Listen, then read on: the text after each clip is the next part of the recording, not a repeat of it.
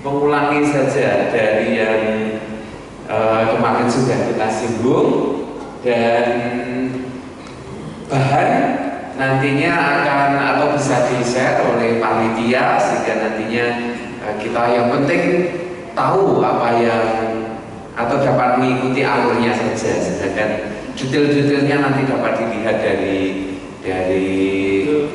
file yang nanti akan dibagikan ke para suster dan Bapak Ibu semuanya. Sambil menunggu sebagian yang baru pulang kerja dan menuju ke tempat ini, karena hari ini agak awal mulainya begitu, sedikit mengulangi dari apa yang kemarin sudah kita lihat ya. Kita kemarin sudah melihat bahwa ya dalam konteks waktu itu belum ada istilahnya teologi yang umum atau yang berlaku untuk semua tempat, semua kelompok dan semua ini ya, yang atau istilahnya waktu itu, atau yang kita istilahkan sekarang ini belum ada istilahnya paus atau Vatikan yang kemudian menentukan oh ini ajaran yang harus dipegang begitu ya, karena masing-masing berkembang sendiri-sendiri ya, dan karena ya situasi waktu itu. Dan belum bisa dikatakan juga mana yang kemarin kita sebut bid'ah itu adalah ajaran sesat ya, dan yang mana yang benar gitu, sehingga masing-masing kan mengembangkan sendiri-sendiri, mengembangkan ajarannya sendiri, lalu menulis sendiri, dan itu yang mereka ajarkan ya. Sangat berbeda dengan kita saat ini yang sudah ada gembala atau juga istilah kita magisterium yang menentukan oh ini ajaran yang benar begitu. Oke.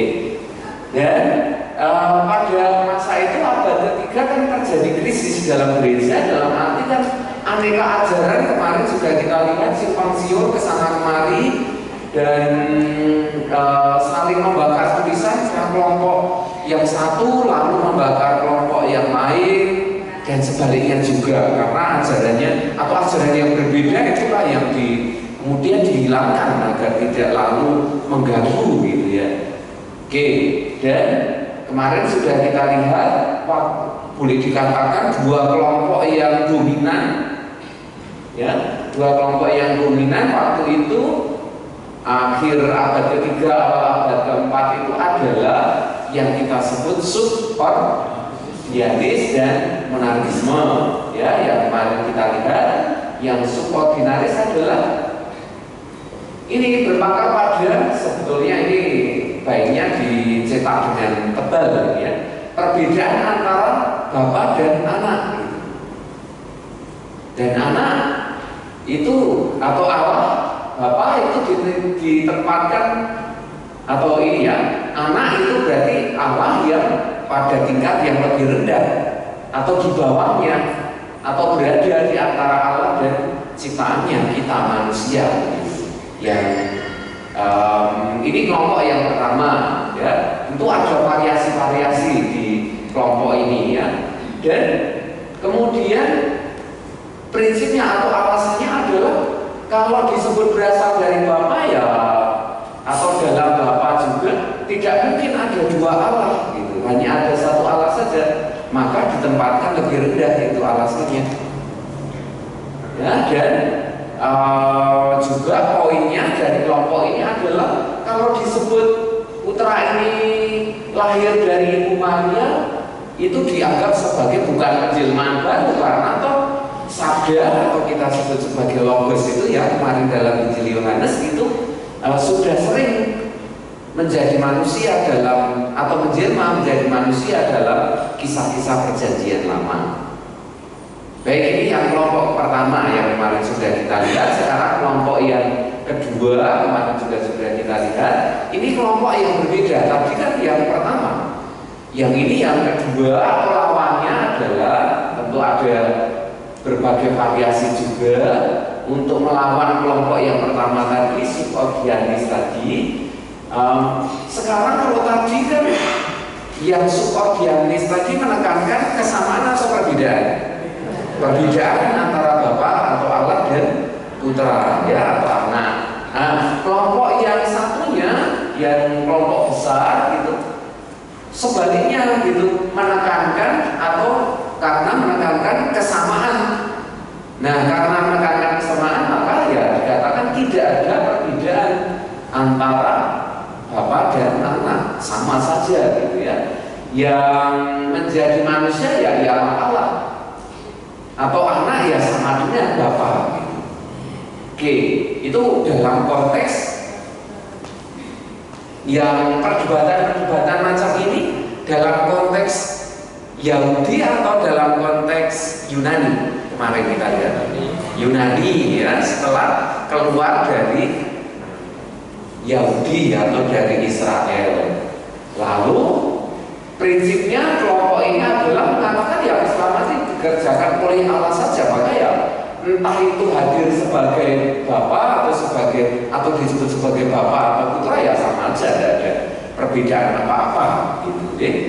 Itu yang kayaknya ini kemarin terakhir sampai di sini deh. Ya, sampai saat ini. Baik, kita lanjutkan. Dan sekali lagi kita yang penting kita paham, tidak mengejar nanti harus sampai selesai, atau nanti bisa dibaca pelan-pelan lagi filenya yang akan disampaikan. Oke, selanjutnya. Nah, kemudian ada tokoh yang namanya Arius. Dia itu hidup pada tahun ini ya, 256 sampai 336. Nantinya karena dipicu oleh salah satunya oleh Arius ini, lalu gereja kemudian biasanya kalau ada tantangan kan, lalu termasuk hidup kita sehari-hari, kalau ada tantangan kan lalu kita kemudian terpicu untuk merumuskan sebetulnya yang kita pegang itu apa. Termasuk waktu itu karena ada istilahnya ajaran-ajaran sesat, itu kita namakan apa kemarin istilahnya? Bid'ah ya. Nah, karena ada tokoh-tokoh tadi, kelompok yang pertama tadi, kelompok suborganisme tadi menekankan kesamaan atau perbedaan antara Bapa dan Putra. Perbedaan, menekankan perbedaan bahwa Allah Bapa itu beda dengan Allah Putra gitu. Banyak sekali tokoh-tokohnya, antara lain adalah Eusebius, Paulinus dari Tiros ini wilayah. Kalau istilah ini kira-kira dari Yunani atau dari mana? Yunani ya istilahnya. Atau istilah-istilah yang lain juga, atau tokoh-tokoh yang lain, Asterius dan seterusnya. Dan yang terakhir juga Arius. Jadi Arius ini salah satu tokoh dari kelompok grup yang pertama tadi, suborganisme tadi gitu. Walaupun kelompok suborganisme yang menekankan perbedaan antara Allah Bapa dan Putra tadi ya, itu kelompoknya menekankan itu, dan banyak tokoh, sekali lagi salah satunya Arius. Pertanyaannya, kenapa kok Arius itu yang boleh dikatakan sering disebut untuk kelompok yang pertama ini? Alasannya adalah karena kekerasan dia, Arius tadi, tokohnya tadi, membuat gaduh. Kan di politik kita kadang-kadang atau sering disebut membuat apa itu, kegaduhan gitu ya, beberapa waktu yang lalu gitu. Termasuk di sini, yaitu apa yang dia lakukan adalah dia konflik dengan uskupnya Alexander dari Alexandria. Nah, Alexandria kemarin itu letaknya di mana? Mesir ya, Afrika Utara gitu ya. Menuduhnya atau dia Arius tadi menuduh uskupnya itu masuk dalam kelompok ini, lain lagi nih, kelompok bid'ah yang lain lagi, disebut sebagai modernisme. Artinya adalah logos, kemarin kita sebut sebagai sabda ya, sabda atau anak sungguh Allah, dan tidak terbedakan dari Bapa, atau yang ini yang menekankan kesamaannya begitu. Oke, dan akhirnya ini Arius ini dia konflik atau menuduh uskupnya itu sebagai ajaran sesat, lalu yang dilakukan adalah atau konsekuensinya adalah Arius tadi kemudian ekskomunikasi. Artinya jika ekskomunikasi itu diapakan? Iya, dikeluarkan, dianggap bukan, atau ini tidak boleh misalnya bergabung lagi dalam gereja, gitu ya, di sinode di Alexandria di Mesir Utara, ya. Lalu diadili di sinode Antioquia, ini lain tempat lagi.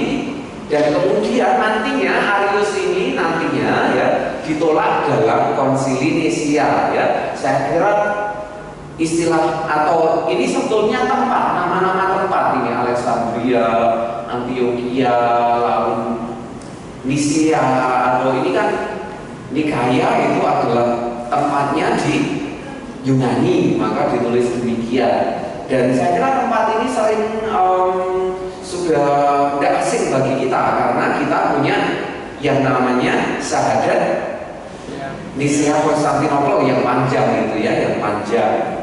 Nah, kenapa kok disebut syahadat Nicea Konstantinopel yang panjang itu? Ya kan lokasinya situ. Ya, tempatnya di pertama diadakan di Nicea, ya. Nantinya di Nicea ini dalam konsili ini lalu dirumuskan iman kita, iman apa yang kita imani credo itu. Tetapi nantinya akan ditambah atau diberi keterangan lebih atau menjadi lebih panjang dalam konsili setelah Nicea Konstantinopel, gitu ya.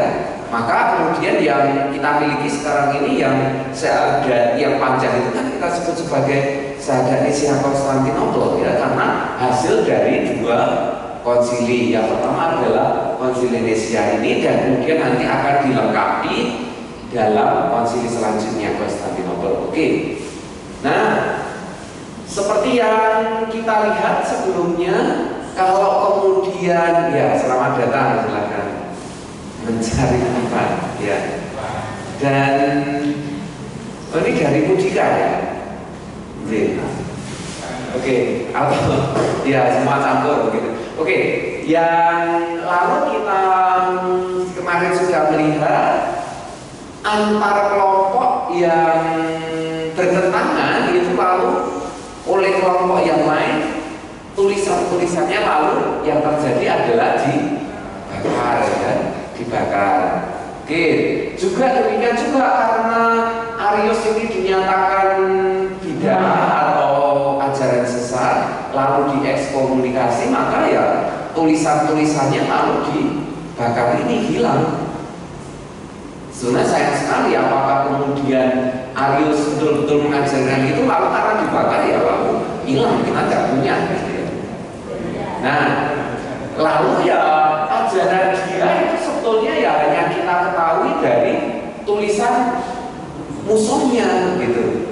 Nah, musuhnya adalah musuh ini, ya, yang punya pendapat yang lain dari yang kontra dari Arius tadi, namanya Athanasius, ya. Mungkin ada yang baptisnya Athanasius,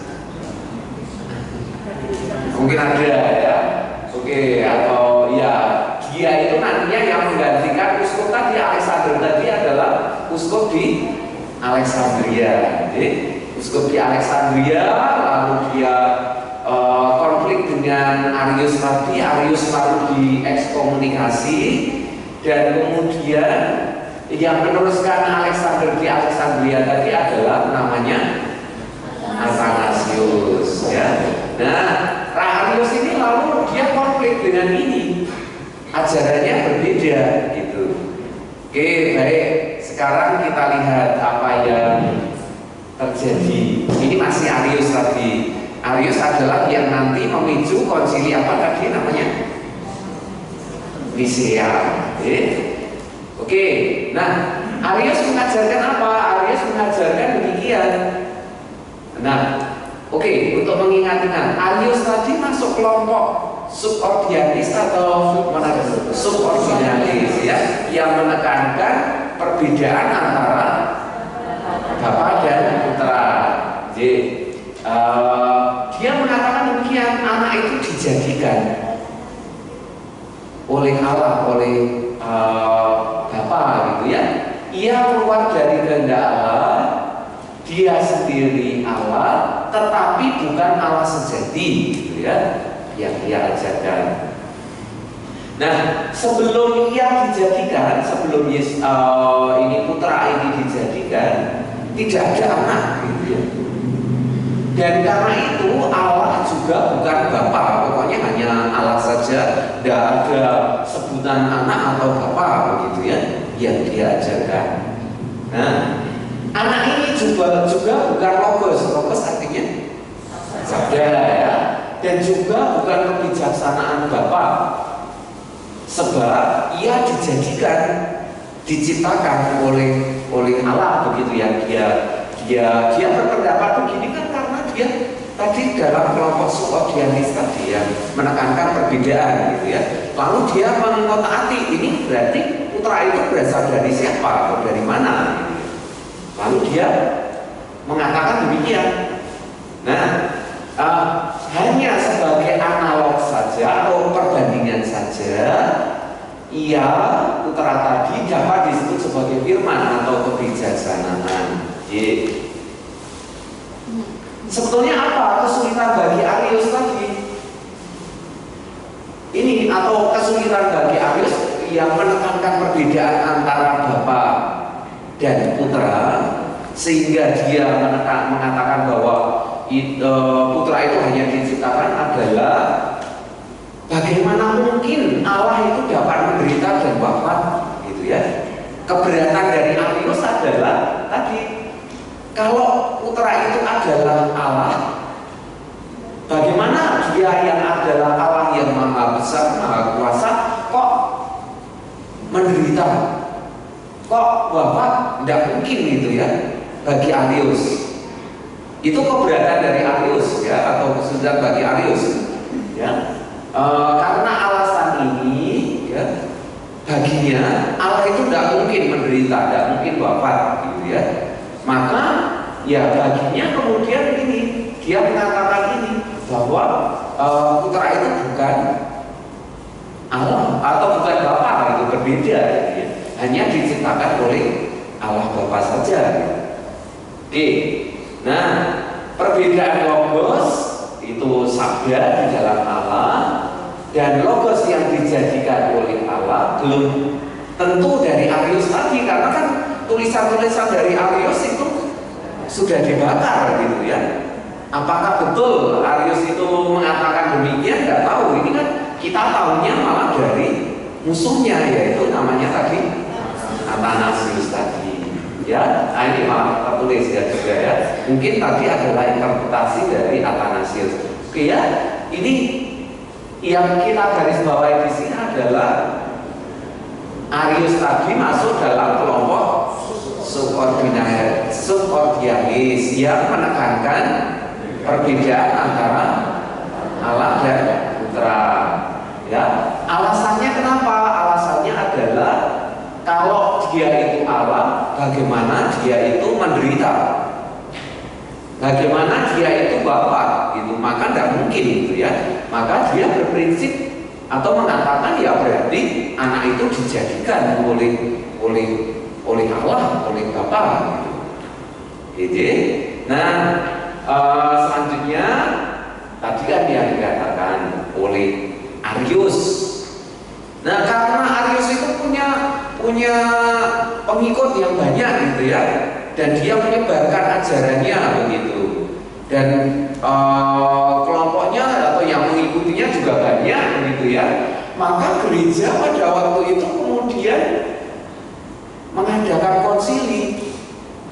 Nah, kalau tidak diambil keputusan atau gereja mengambil atau menyampaikan pandangannya yang jelas begitu, nanti orang-orang atau umat itu akan ikut pandangannya Arius tadi gitu.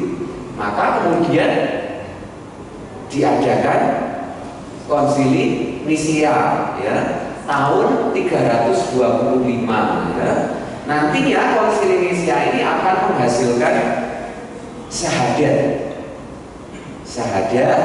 dan nantinya akan dilengkapi dalam konsili selanjutnya Konstantinopel begitu. Oke, kita lihat. Oke, tahun 324 Kaisar, ini kaisar mana ini? Romawi ya. Yang kemarin kita lihat wilayah Romawi itu waktu itu besar sekali atau luas sekali ya, sampai di Spanyol, di Prancis, di Turki, di Afrika Utara, di Israel juga gitu. Nah, Kaisar Konstantinus waktu itu dia belum dibaptis. Ya, belum dibaptis. Mulai campur tangan dia, ya. Alasannya bukan karena alasan religius kan, tetapi karena kemarin kita melihat alasannya karena politik. Iya, untuk kalau misalnya ya wilayah kekuasaannya itu pada gelut sendiri-sendiri gitu ya, punya ajaran ini ajaran itu, nanti malah mengganggu kekuasaan politiknya gitu ya, malah nanti akan pisah-pisah gitu. Maka karena alasan itu, walaupun dia bukan atau belum dibaptis, tetapi kemudian dia berkepentingan untuk menyatukan orang-orang di wilayahnya tadi, maka ya dia kemudian mengundang Konsili Nisia ini, dan dia juga memimpin. Jadi yang memimpin waktu itu malah bukan orang Kristen gitu ya, tetapi karena alasan tadi, alasan dia ingin menyatukan orang-orang di wilayahnya gitu. Ya. Nah, pertama ia mengundang sinode tadi sebetulnya dia menunjuk pertama di Ankara. Ya, itu wilayahnya mana sekarang ini? Turki ya, karena kan waktu itu Turki itu juga bagian dari Kekaisaran Romawi, dan waktu itu juga wilayah kekristenan waktu itu ya. Sekarang kan kemudian karena perang waktu itu dan wilayah atau tentara waktu itu ya Muslim begitu lalu menguasai Turki, lalu kemudian jadi negara atau tidak lagi Kristen sekarang ini gitu ya. Tetapi kemudian dipindah ke Nisia. Konsili Nisia lalu tadi tahun 325 intinya menolak ajaran dari Arius tadi ya, menolak ajaran Arius yang Arius tadi menekankan perbedaan antara Bapa dan Putra ya, dikatakan bahwa Putra itu tidak mungkin menderita atau Allah itu tidak mungkin menderita, tidak mungkin wafat gitu. Maka ya Arius tadi mengatakan ini berbeda gitu, bukan Allah gitu ya. Oke. Nah, Uskup Agung Alexander itu Uskup Agung Alexander tadi uskup mana tadi? Alexandria di Afrika Utara gitu ya. Mempertahankan kesatuan antara Bapa dan Anak gitu. Ya. Nah, karena ajaran Arius tadi ditolak oleh Konsili Nisia ini, maka dia kemudian melarikan diri ke Kaisaria di Palestina. Nah, di sana walaupun itu ajarannya itu ditolak dengan tegas di Konsili Nisia ini, tetap dan kemudian Arius tadi karena ditolak dinyatakan sebagai tidak dan kemudian melarikan diri di Palestina, tetapi dia Arius tadi disambut dengan baik oleh Uskup Eusebius di Palestina ini gitu.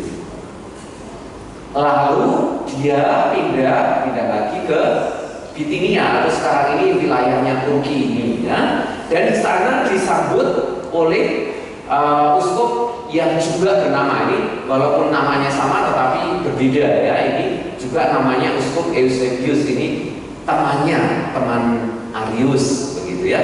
Jadi Arius tadi ditolak di Konsili Nisia ya. Tetapi dia kemudian melarikan diri atau kemudian pindah ke, pada akhirnya ke ini disambut di Turki itu oleh uskupnya ya adalah temannya sendiri gitu kan. Kita tidak bisa membayangkan seperti sekarang ini kan kita punya paus gitu ya, lalu yang misalnya ditentukan ini ajaran yang tidak benar gitu ya, dan kemudian berlaku tidak hanya di satu keuskupan saja, tetapi di semua, kalau gereja Katolik Roma ya di seluruh gereja Katolik Roma begitu. Tetapi waktu itu kan belum punya hierarki, gereja kita belum punya hierarki seperti sekarang ini gitu. Jadi misalnya ditolak di suatu tempat, dia bisa lari ke keuskupan atau tempat lain dan kemudian bisa jadi diterima di tempat lain begitu. Itu yang terjadi pada waktu itu. Nah, karena dipicu oleh salah satunya oleh Arius tadi yang mengatakan bahwa Bapa dan Putra itu berbeda, ya, atau Putra itu bukan Allah sebagaimana Bapa gitu kan, ya tidak mungkin menderita kalau Allah gitu. Nah, karena dipicu itu lalu konsili Nisia itu merumuskan syahadat ini. Nah, lalu pada waktu itu ya rumusannya kurang lebih seperti ini, seperti mirip-mirip dengan yang kita miliki, karena kan kemudian nanti masih akan dilengkapi oleh konsili Konstantinopel setelahnya gitu ya. Kami percaya akan satu Allah, Bapa Maha Kuasa, pembuat segala yang kelihatan dan tidak kelihatan, dan akan satu Tuhan Yesus Kristus Anak Allah yang sebagai anak tunggal dilahirkan dari Bapa, yakni dari hakikat Bapa, Allah dari Allah, terang dari terang, Allah sejati dari Allah sejati. Ya, ini kan mirip dengan syahadat yang panjang yang kita miliki, walaupun nanti akan dilengkapi. Ini sebetulnya warna merah, tetapi tidak terlalu kelihatan di sini. Tetapi oke, tidak apa-apa. Dilahirkan bukan dijadikan. Tadi yang diajarkan oleh Arius, putra itu dijadikan atau dilahirkan? Dijadikan, ya. Maka secara tegas Konsili Nisia itu menegaskan bahwa putra ini dilahirkan, bukan dijadikan oleh Bapa, gitu ya. Dan kata yang khas di sini adalah sehakikat dengan Bapa, yang olehnya segalanya dijadikan, baik yang di surga maupun yang di bumi, yang karena kita manusia dan demi keselamatan kita turun dan didagingkan atau menjadi daging, dan dimanusiawikan atau menjadi manusia, yang menderita dan bangkit pada hari ketiga, naik ke surga, akan datang mengadili orang yang hidup dan yang mati. Dan maksudnya ini, aku percaya akan Roh Kudus titik. Itu waktu itu hasil dari Konsili Nisia. Ya, karena dipicu oleh ajaran Arius yang membedakan antara Bapa dan Putra tadi, yang mengatakan bahwa Putra itu tidak sama dengan Bapa gitu. Karena alasannya kita juga sudah mendengar bahwa kalau Allah tidak mungkin dia itu menderita, tidak mungkin wafat gitu tadi, ya. Nah, kemudian ya dipicu tadi lalu muncul syahadat ini, begitu ya. Tetapi kalau kita perhatikan soal Roh Kudus hanya disinggung ini aja, titik gitu ya, tidak diterangkan apa-apa sampai Konsili Nisia. Baru nanti dalam konsili selanjutnya baru dibahas gitu ya, atau dipanjangkan gitu, atau diberi keterangan. Oke, baik. Nah, ajaran Nisia tidak menerima jika Kristus itu hanya disebut sebagai guru kehidupan, dan kalau diajarkan bahwa dalam Kristus kita tidak sungguh bertemu dengan Allah. Jadi Konsili Nisia ini kira-kira berbeda dengan Arius tadi enggak? Berbeda ya, karena yang diajarkan Arius kan tadi adalah ini ya putra atau ini kan hanya manusia gitu ya, bahkan dikatakan demikian oleh ajaran Arius kita ketahui tadi dari Athanasius ya.